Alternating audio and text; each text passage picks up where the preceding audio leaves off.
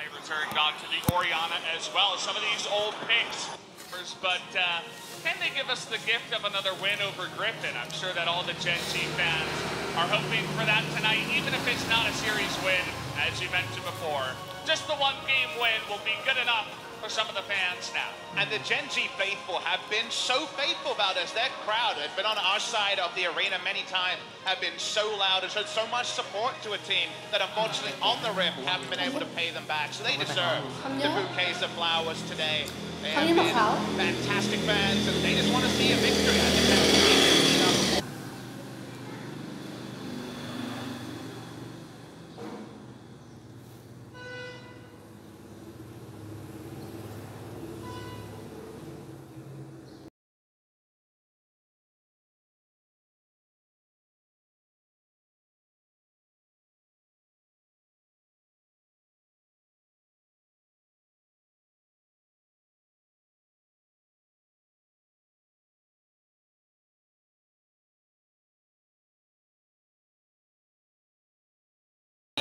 Cup and hasn't been cited since so far in LCK. Meanwhile, Gen G, Roach has kind of partially been on the bench ever since his birthday purple patch of form. They have been preferring Cube Fly as the starting mid laner. Could always change in game number 2 or 3. Yeah, I mean, it certainly does depend on if Cube can get one of his comfort champs and not, you know, play like he did earlier on in the season. As talking about this. What are you taking from here, Valdez? What do we got going on this side? He says, doesn't matter, as a Gen G fan, it doesn't matter who we face, we're just hoping for one win, we're dreaming of it. That was only the top part of the sign that I could translate on time, but... it's what we were saying, right? Even a game victory for Gen G would be so big here, but they're looking for the 13-0 on the side of Griffin. Says, sorry, Mom, I'm not at the library. I came down to see Griffin, of course. And shouting out Tarzan there, big Tarzan fan. Double MVP against SKT, it's big brain. You know, he's got a long face, but I don't know how he fits that 200 IQ brain into the face of Valdez. Yeah, it's, you know, it's not all about size, Papa Smithy. It's about what you do with that brain of yours. And let's see what he can use that brain for here as we hop into pick and bans. Should be an interesting one. I want to see more AP junglers. Doesn't matter which one, just throw them into the jungle. See what happens. Game number 1, Griffin versus Gen G. Guys, we're on patch 9.5 this week. As the analyst desk portion confirmed, we have 2 global ban champions for the week. I believe what I heard, we're the only region to have the Kayle rework ban, so no new Kayle available for this match week, and Sylas global ban persists as well. So given those 2 things, no Sylas, no Kayle. I wonder if we would have seen Kev. The win rate's there, but that's because games are solo queue end either really early or go really long because teams aren't good at ending games, especially in low elo. We'll zoom in on what is happening. Notice the Tristana burst ban on the blue side. Gen G, it's either they lose or Ruler does his best to drag them over the line. So removing one of his recent tools for the current rank 2 player on the ladder, now relevant stat with the ranked reset. Your boy Ruler, he's been 1v9ing in solo queue. Unfortunately, our prediction is might be 1v9ing again today. Just a day in the life for a guy like Ruler, but Tristana, as well as being one of Ruler's picks,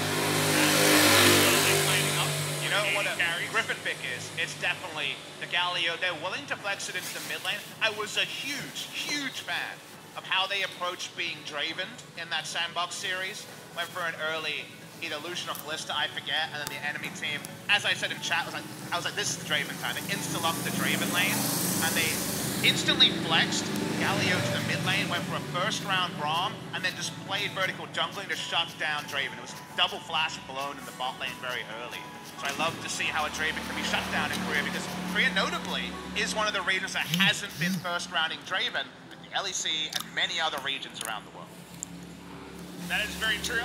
Speaking of things here, we do see another support, the Braum you mentioned, but also a Lissandra for Fly, very important pick for him. Definitely being the mid lane pick, he's performed on the most reliably. Does what it says on the tin almost every time, right? It goes, has very reliable engage, can play 2v2 around it, Peanut is there. His Zoe looked a lot better. His Orianna was very strong, but in general, those are kind of the effective picks. Only LeBlanc was banned. A blue side LeBlanc ban is not one you would expect against Fly. So it suggests that Griffin want to play something in the mid lane that they're not feeling the little bot matchup on. We'll be able to check in later on what that champion is, but they basically gift wrapped Lissandra over to Gen G, and Zoe would be a very good choice in the lane. The old pick is a Kai, which is pretty heavily buffed on this patch, but it won't be locked in yet. Not yet. I mean, it's Toby and it's also a Kali. I'm kind of surprised, honestly, to see it not hit the rip, but Rise with this 40% win ratio that obviously does not tell the whole story is going to be picked up here first round. I think something the fans have to get used to is that Rise first pick or Rise first rounds have come in a lot, as even after the hot fix, Juve is going to lock in Nico. Now, of course, this could be a bot lane pick, but I had a chance to peek into solo queue, and the last 7 days, Juve has played 27 games of Nico. That's a lot of games of Nico. The hot fix is pretty significant, but while the power level is down in one very visible area, the power level on part of it is still up. We'll talk about that when we get into the game, but I expect it to be a top lane Nico in spite of the hot fix, and Valdez is a simple reason for that. When I think Nico, I think Gnar, I think those top lane picks that Juve is very famous for, and it does have priority in a lot of matchups. Gen G shouting out Sword, by the way, and banning Urgot. Yeah, that's the interesting part for me, even with the Gnar available. Decides to hop onto the nerf Nico. Definitely tells you a lot about comfort for Juve and just the amount of games that he has played. As you mentioned, it can be flex, but it certainly doesn't feel like it's going to be flex. So also potentially just thrown in blind into the top lane just so that Juve can get it without it being bad. What Gen G want to do in terms of their AD carry, I'm thinking of something like a Sivir at this point, because do consider that Justana, Kalista, Ezreal, and then the Lucian taken away. So we're getting to the lower tier AD carries when it comes to availability. We'll see what Ruler wants to move on to. On the blue side, Griffin haven't committed to anything yet when it comes to lane assignments, so gonna wait and see what they want. They can just go into Nocturne, a very safe fallback pick here, and okay, we're gonna see Corki.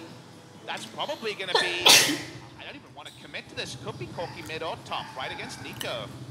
Okay. You're thinking Rise as we just get a Vayne lock-in, and now the matchups are really up in the air, Valdez. A lot can be flexed in this one. We know that Lissandra's going mid lane. Everything else is lanes on Griffin and Gen G. Let's wait to 20 seconds. Your first thought is that Rise is a more normal top laner and cleanse. Corki is what a lot of regions liken to Lissandra. You could have Corki top as well, because remember, it's basically a ranged AD carry top lane when it comes to Gen G's top laners, so a lot in blocks, and Ruler says, screw it.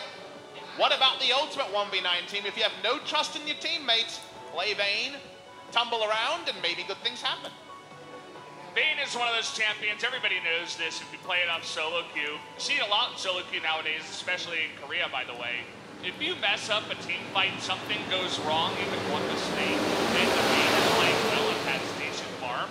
All of a sudden, she gets a double kill, a triple kill, and the game kind of runs away with you. Then you find yourself desperately trying to dive onto the Vayne and just trying to kill it and get it out of the game. But in the hands of someone like Ruler, I really like this kind of strategy, especially taking risks against a team like Griffin. Now, I agree with that premise holistically, but then I look at the Griffin comp, and they have so many high damage champions who can threaten you against a short-range carry. Even Galio starts channeling taunt. If his flash is up, Nico and Vayne are screwed in terms of effective DPS. So I don't know if this is the time, but I do take my hat off to Ruler. This is going to be a really fun one. It's his pro debut on the Vayne. He has never played it. There you go. Throwing caution to the wind here in game number 1 is Gen G. We'll see if it does work out up against Griffin. Hopping onto the rift here for game number 1.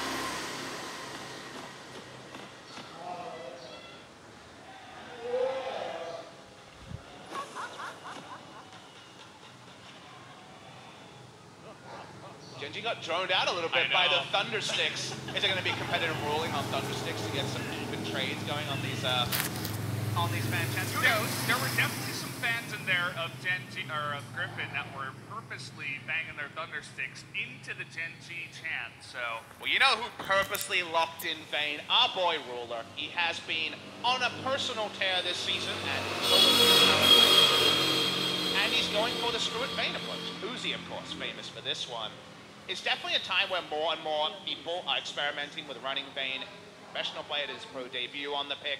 However, while I don't mind it in the lane, especially when Galio's flash is down, it is the sort of game where you see Chobi's threat level on an 80 carry. We have 4 80 carries in this game, right? With Nico also being on the rip. Tarzan will have a targeted dive in. You were pointing out that the buffer and up down is actually used by... Actually, it might have been last stand. I think that's last stand. Sometimes I can't tell them. Let's say last stand, because that makes more sense with the baiting ability of your ultimate. Getting some first picks. Again, we're left with Chobi on the cleanse. Corki versus Lysandra. There should be very little threat in this lane, like when we have Corki versus Galio, but it's also a champion that's very hard to gank for because it doesn't provide much CC. It might mean that Griffin will be a bit more passive around their mid laner than they used to. Could mean good things here. I'm excited for this one, just to see if Gen G can actually put up a fight with a weird draft like this. Is Griffin going to be ready for something like this is another question you have to ask. Maybe the Nico top is something they would have expected, but the Vayne into the bot lane, I don't know if anybody expected that one. Did they expect Hotfix nerf Nico top? Yes, as we mentioned, the pre-game 27 games recently from Cuba, and he has played it after Hotfix, but a lot of flat damage was removed, right, and some attack speed scaling from this champion. What remains about Nico, especially when Rageblade is done, is that you have 100% uptime on a 40% movement speed steroid. People don't know this. When you get the on-hit damage, which is enough from 170 at rank 5 to 130, so 40 damage shaved off, you also get 40% movement speed, and you're basically proccing that every second auto. As around the mid lane, OB. Okay, Cleanse comes in early, trying to beat that flash out here. They will get it. Toby able to put out a bunch more damage, but an early double summoner away from the Corki is not half bad. And does this mean that priority for the Corki goes down? Toby, in an interview, when he was asked about the mid lane, Galio blind fixated against Sandbox said, well, I was confident getting priority with this champion. When your summon is up and you have cleanse, you don't care about Lysandra. She's not going to blow you up. But Jarvan has a lot of ability to creatively playmate. They haven't used any summoners themselves. And yes, Corki will always be able to farm, but to push and have priority early, that might actually be on a timeout for the next 5 minutes. It's going to be a while here before he does get that back, and the question is, can Peanut hit level 6 and get back here for a follow-up gank? Would be nice to see some proactivity from a guy who has been struggling a little bit here in the LCK so far. And honestly, proactivity and the ability to get over a struggle is also something Cube is looking for. He's had some isolated decent performances, but not the Cube hard carry moments that many years of gauntlets have reminded us of. And Nico, I think, still reaches raid boss status. I think she still becomes very strong later, but the flat damage is obviously relevant in terms of the damage output. Her ability to kite around and just auto, once you get some attack speed items done, hasn't really been touched. Like I mentioned, the movement speed is still there and still very oppressive. Locking her down with her W and her ultimate as threat removal buttons is still there, so the play pattern is still the same, but just the sheer ability to make Sword unable to enter lane on a pick like Rise is not there in terms of balance level right now. The Corki, definitely a pick that I've played a lot of. You can get some pretty insane wave clear, and having a little bit of help from Tarzan early on is very nice. He does get his missiles, of course, before he does do a bit more damage. Can be hard in the early game. You're kind of just sitting here playing it safe, trying to farm up as much as possible. Getting a little bit of help from your friend in the jungle is always going to be nice. But if you just actually intelligently talk about the point you're making, it's a lot of before things happen. Corki doesn't do a lot of before those things happen. Yes, Lysandra's life in the 1v1 laning phase isn't great, but with summoners down, her life's a bit better. And playing around a Lysandra is super reliable. Lysandra roams way better than Corki. Corki takes a really long time to come online, whatever build you're going for on Corki. So the fact that his laning phase is now a lot Rageblade is done is that